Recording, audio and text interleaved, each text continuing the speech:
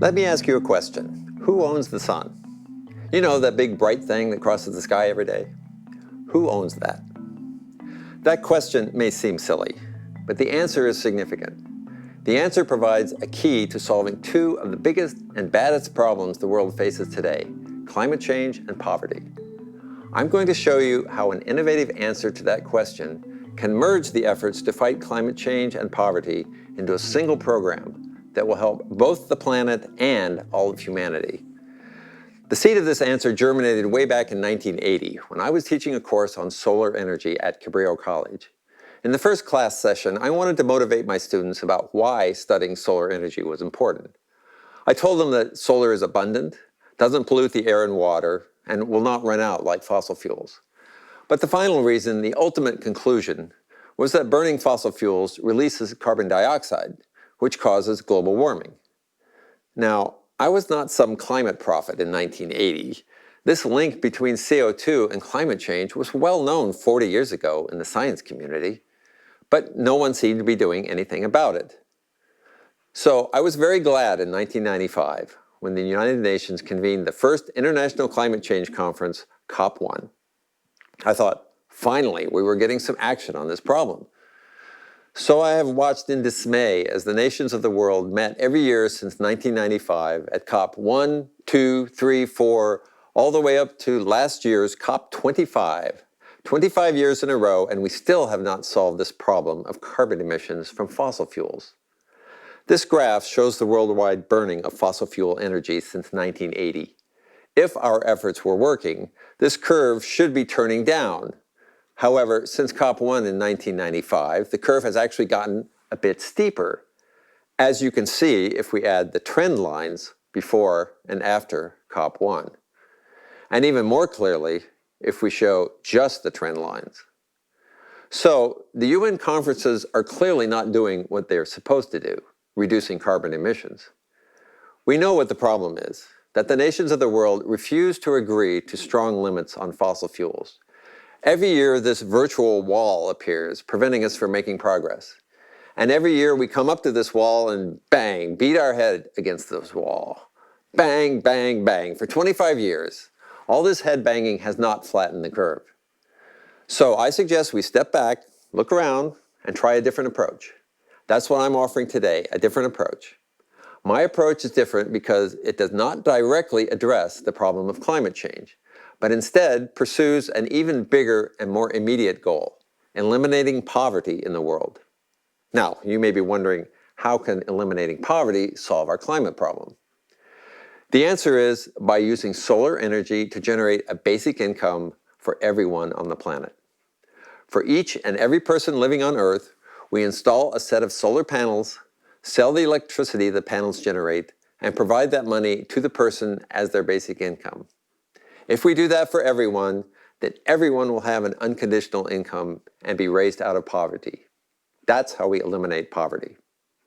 And in the name of eliminating poverty, we will have installed enough solar power around the world to completely replace the burning of fossil fuels. So with one solution, we can address two of the world's biggest and hardest problems: global poverty and climate change. We bake 2 loaves in 1 oven. Now I need to show you how this would work. To do that, I need to establish 2 facts, 2 fundamental principles that lay the groundwork for this solution. If you can accept these 2 principles, then the solution naturally follows. The first principle is that sunlight has economic value. This fact is not commonly recognized because most sunlight falls on the ground and is wasted. But if you set up a photovoltaic panel to intercept the sunlight before it hits the ground, the solar energy is converted to electrical energy. That electricity can be fed into the electrical grid, and the local utility company will pay cash money for it. We all pay for electricity because it is incredibly useful. It can light our homes and workplaces, run our computers and phones, prepare our food, and even transport us around in electric cars. Because sunlight on solar panels generates electricity, and because we can sell electricity for cash, we can say that sunlight can generate cash. So the first principle that makes this approach work is that sunshine has the potential to generate economic value. In other words, sunlight is worth money. The second principle that makes this approach work is that we can share that economic value. By that, I mean the economic potential contained in sunlight can be shared among all people. That probably sounds a little odd because we're used to getting our energy from fossil fuels. And the economic value of fossil fuels is most certainly not shared among all people. Coal, oil, and natural gas are controlled by a few giant corporations. Their investors get all the money. That money is rarely shared with the population. Now, I said that solar energy is worth money, so it is natural to ask who owns solar energy. It seems as though everything in this world is owned by someone. So who owns the economic value in sunlight? Well, who owns this? The answer is no one. The source of solar energy is the sun, and no one owns the sun. No person or nation on Earth can claim to own the sun because the sun is vastly bigger than our entire planet. If no one owns the sun, then no one owns the vast amounts of energy streaming off the surface of the sun in the form of light. This sunlight goes out in all directions, expanding into space. A tiny fraction of that sunlight is intercepted by the Earth in its orbit around the sun. That solar energy lands all over the entire surface of the globe, making it available to all nations and all people. Unlike fossil fuels, solar energy is available to everyone, not just a lucky few. You might assume that people that own land own any solar energy that hits it, but that is just an assumption. In fact, solar energy does not originate on the land, but comes from off the land, from outer space, as a matter of fact. A landowner can lease access to sky space for someone to set up panels to convert sunlight to electricity. Utilizing sky space above a parking lot does not prevent parking. Using the sky space above a building does not prevent using the building. Whoever does the conversion harvests the economic value in sunlight, with a portion going to the landowner for providing access. Anyone can buy solar panels and lease sky space. So solar is a resource that can be shared among all people. I say can be shared because it is certainly possible for society to create unfair economic rules where it isn't shared, so only a few benefit from it. We have done that with most other resources, but that is not inherent in this energy source, which is naturally spread over the entire surface of the planet. Sunlight is certainly abundant enough to share. We would need to use only 1 part in 5,000 of our solar resource to meet all of humanity's energy needs. And solar energy is available in all inhabited regions. Not equally, of course, but the differences are not as great as you think on an annual basis. But the main point is that solar energy is not controlled by energy conglomerates, but can be shared if society chooses to do so. So our two starting principles are that sunshine has value and we can share that value. So, how do we do that? We have to apply these principles in a practical program. I'm going to describe such a program to you, and if we carry out this program, we will eliminate poverty in the world. Now, instead of abstractly describing how this might work in the future, let me take you into that future and describe it firsthand.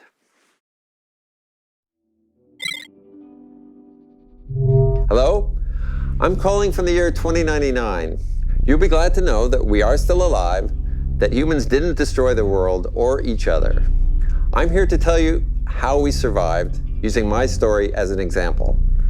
I'm 49 years old, but my story starts just before I was born in 2050. When my parents were young and preparing for my birth, they also took the extra step of registering me for my standard solar energy array. They contacted their local community solar cooperative, which was installing PV panels on solar farms in several locations inside and outside our city. My mother and father signed me up for a 10 kilowatt section of PV panels at the Cloverfield Solar Farm. Here's how it worked. My young parents didn't have the money to buy the panels, but they didn't need to. When they signed me up, the co-op borrowed the money to install my panels with a government-guaranteed loan. That guarantee brought with it government oversight to prevent fraud. My parents never had to make payments on that loan. After the co-op installed and connected the PV panels on the solar farm, the co-op sold the electricity to the local electric utility. The $1,000 per month the co-op received from the utility for that electricity covered the loan payments. The electricity paid off my solar loan by the time I was 4 years old. On the day of final payoff, something magical happens. The co-op threw a switch, and the money that had been flowing to the bank to pay off the loan instead started flowing into my personal co-op savings account. The money generated by my section of panels accrued to me, minus a small percentage kept by the co-op for maintenance and management. While I was growing up, between the ages 4 and 18, the co-op deposited what they called solar dividends into my personal solar fund. The co-op maintained that member account for me to accumulate the cash that my panels generated. At 18, my solar fund held about $200,000 in accumulated solar dividends and interest.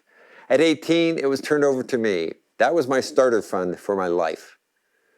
At 18, another change occurred. The co-op threw a second switch, and the monthly solar dividends that had been flowing into my co-op savings fund instead started flowing directly into my personal checking account. Each month, from the age of 18 to my current age of 49, I saw a $1,000 electronic deposit from the co-op appear in my checking account. As long as the co-op maintains the equipment and the sun continues to shine, I will continue to receive payments. For over 30 years, my monthly solar dividends have provided me with a basic income, which gives me economic security. Like most people, I work in order to have a better life. But solar dividends have given me a measure of freedom and kept me off the street.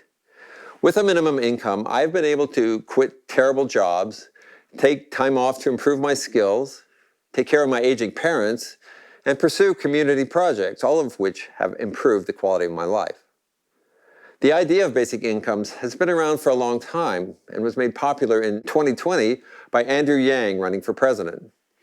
But paying for it out of tax dollars has always been a barrier. So let me be clear that this basic income is not paid out of tax dollars.